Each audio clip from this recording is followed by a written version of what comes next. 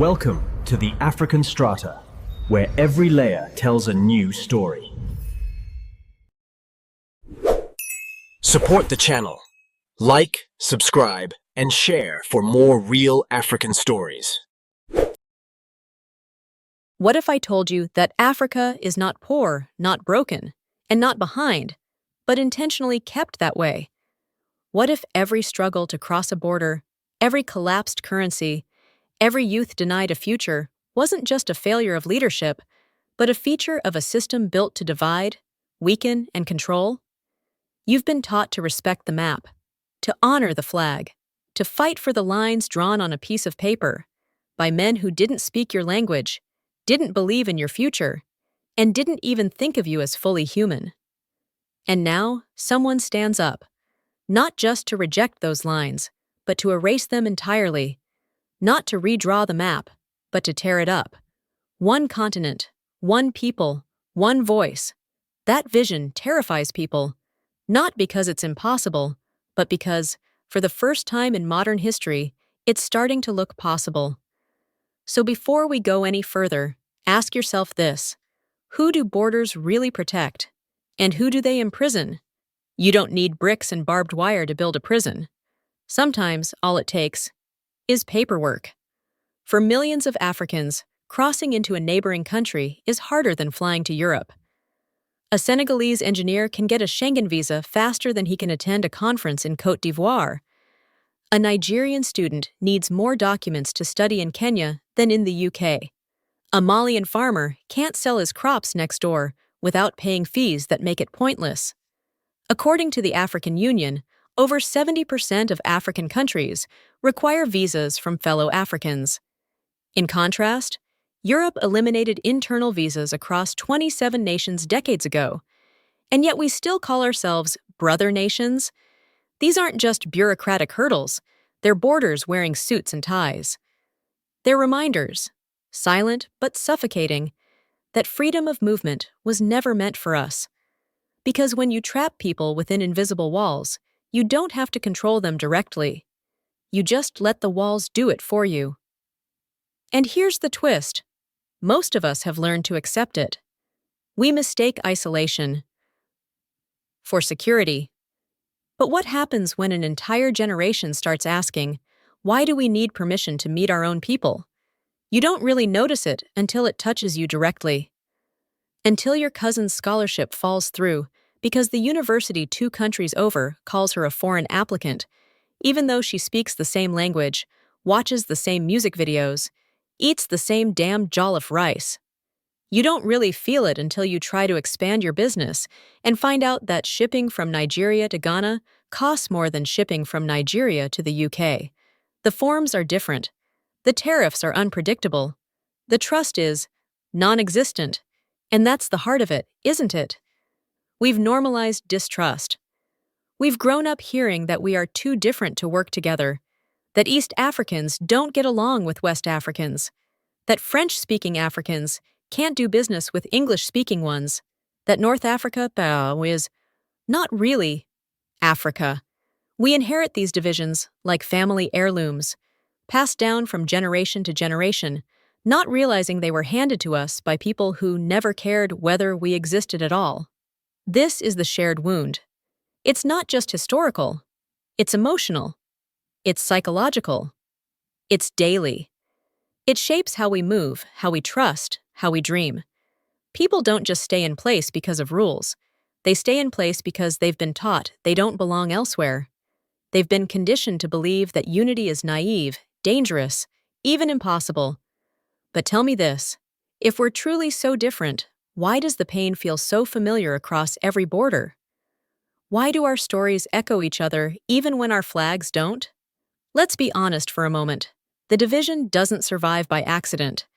It survives because someone benefits from it. And in Africa, division is a billion-dollar industry.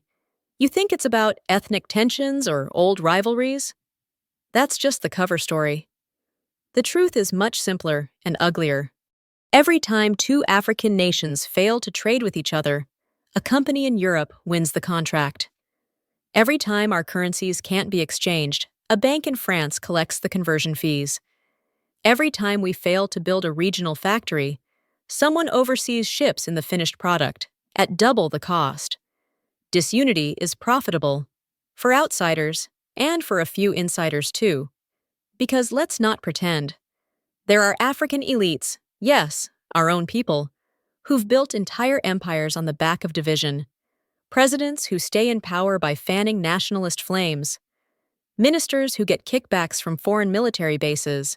CEOs who monopolize industries because regional competition is choked by red tape. Unity, to them, isn't inspiring. It's threatening. Because a united market means open competition.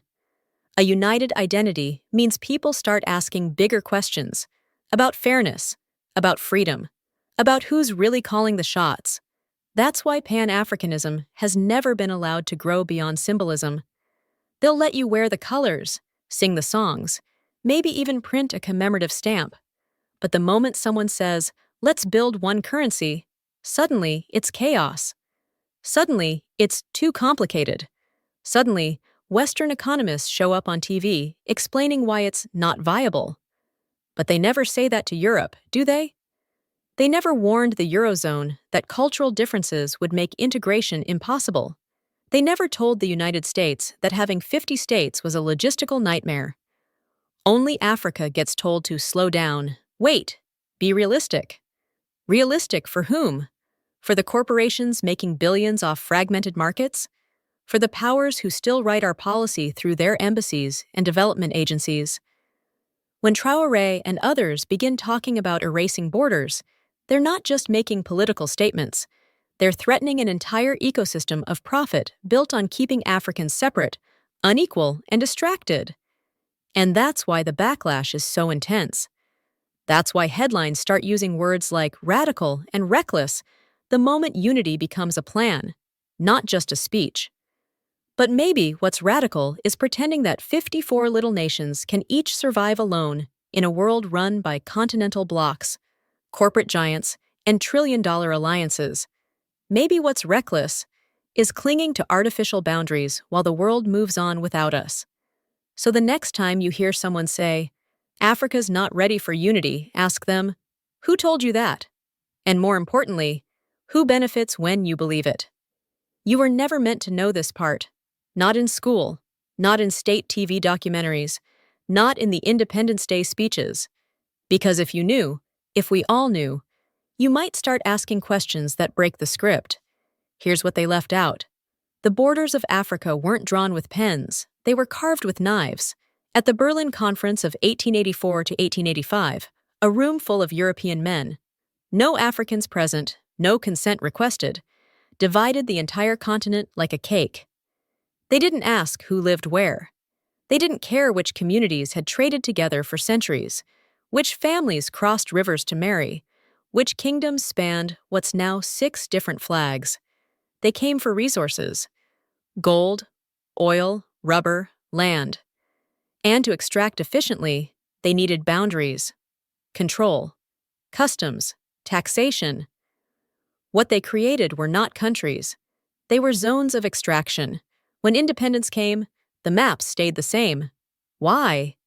Because the elites who took power saw no need to disrupt the system, as long as they now got to sit at the top of it. Kwame Nkrumah warned us. He said, "The struggle for independence is not over until Africa is united." But unity was inconvenient, so they sidelined him. They overthrew him. Thomas Sankara tried again. He rejected aid, rebranded Upper Volta as Burkina Faso, land of upright people. He pushed for self-sufficiency, women's rights, Pan-African cooperation.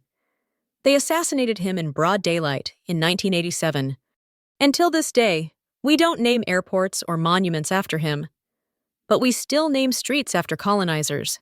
That's not forgetfulness. That's programming. We've been taught to glorify survival, not resistance. To memorize flags instead of challenging their origin. To chant national anthems written under military regimes while ignoring the cries for a common future.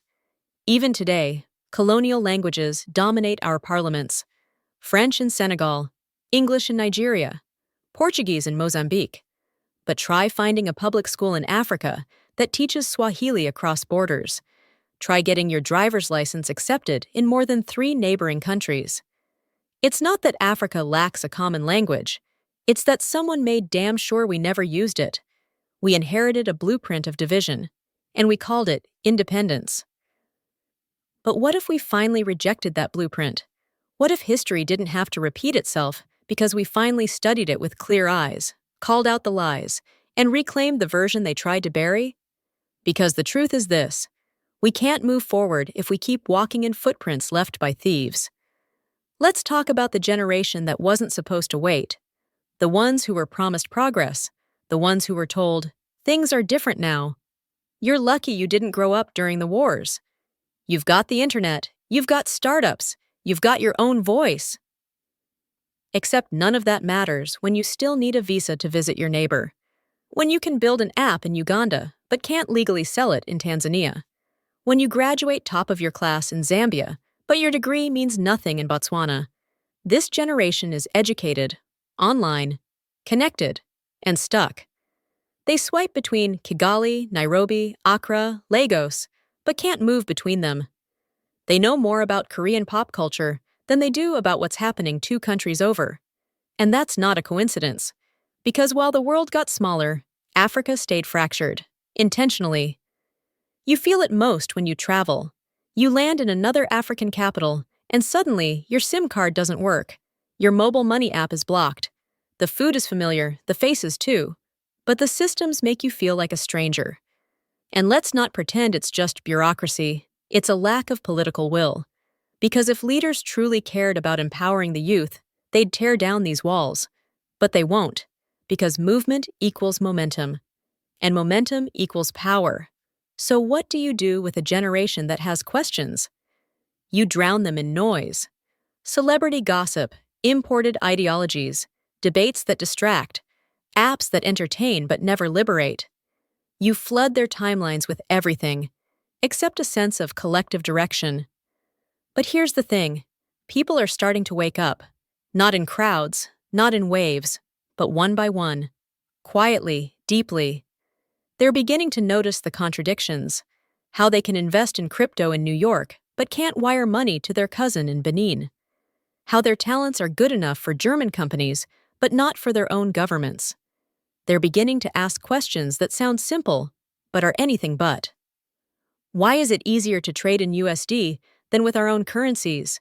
Why can I work remotely for a firm in California but need 5 signatures to open a store in a neighboring country? And the scariest one of all, the one that makes institutions tremble: what if the problem isn't me? Because once that question lands, everything starts to shift.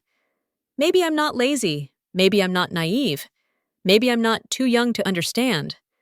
Maybe the system is just afraid of what I might do if I stop accepting things as they are.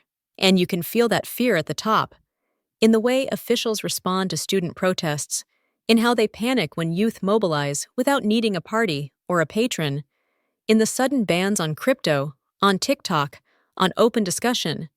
They know what we're beginning to understand: that Africa's youth isn't the future, we are the present. And if we're already thinking this loud while standing still, imagine the noise we'll make once we start moving.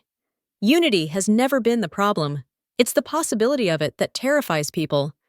Because let's be real, African unity isn't some utopian fantasy. It's a practical threat to existing power. And when power is threatened, it fights back. Not always with tanks or coups. Sometimes with reports. With policies dressed as recommendations. With economists who smile on TV and say, it's just not the right time. But what they mean is, it's not the right time for them to lose control. Imagine for a second what they're afraid of. One passport across 54 countries. No more $100 visa fees. No more 2-week processing times just to attend a wedding. Just movement. Like people in Europe have. Like people in North America have. Imagine a shared currency that doesn't bow to the euro or the dollar, but responds to African trade, African resources, African demand. No more conversion loss. No more middlemen profiting from weakness. Imagine a young woman in Accra, building a fintech platform that scales instantly across a continent. Not because she has international backing, but because the infrastructure finally exists for her to do it. This isn't a dream built on hope. It's built on math, on logic, on shared needs, and even deeper, shared exhaustion. Because the people who call unity idealistic never live with the costs of staying divided. They don't wait in airport queues for intra-African flights that cost more than going to Dubai. They don't run businesses stuck behind customs policies written in 3 languages, but never in common sense. No, those costs fall on us. And that's the point. If African nations ever stopped competing against each other for the same foreign investment and started cooperating to build collective wealth, a lot of people would lose leverage. Not just abroad, at home too, because with unity comes accountability. And some leaders know that once people start thinking like a continent, they'll start questioning why a handful of men keep managing 60-year-old problems with 60-year-old excuses. So yes, this dream is dangerous, but not for the reasons they say. It's dangerous because it works, because it shifts the balance, because it means Africa stops reacting to the world and starts defining it. And when that happens, when the conversation isn't about if we unite, but when, well, the world's going to have to listen a little differently. At this point, no one's asking whether Africa can unite. That question is tired. It's been used for decades to stall the conversation, to make the idea sound theoretical, distant, maybe even naive. The real question, the one that keeps showing up in hushed tones, in closed rooms, in late-night calls between diplomats and donors, is this: what happens if it actually does? What happens when millions of Africans stop identifying as consumers of the world's leftovers and start showing up as co-authors of what comes next? What happens when the world's youngest population starts moving freely across their own continent? Building, trading, falling in love, voting for ideas that aren't confined by borders that were never ours to begin with? And maybe the scariest question of all, what if we no longer need permission? From Paris, from Washington, from the IMF, from the maps printed in textbooks that forgot who we were long before we ever picked up a pen. What if the dream of a united Africa isn't a protest, isn't a rebellion, isn't even a revolution, but just a correction? A correction of what was stolen, of what was delayed, of what was always ours. Some people will say we're oversimplifying, that unity is messy, difficult, slow. And they're not wrong. But that's not the point. The point is, we're finally asking better questions, and that alone is a shift. Because change doesn't begin with perfect answers. It begins with a refusal to keep swallowing the old ones. So I'll leave you with this. If we had the courage to redraw the map today, no colonizers, no legacy deals, no foreign advisors, what would it look like? More importantly, who would you be in it?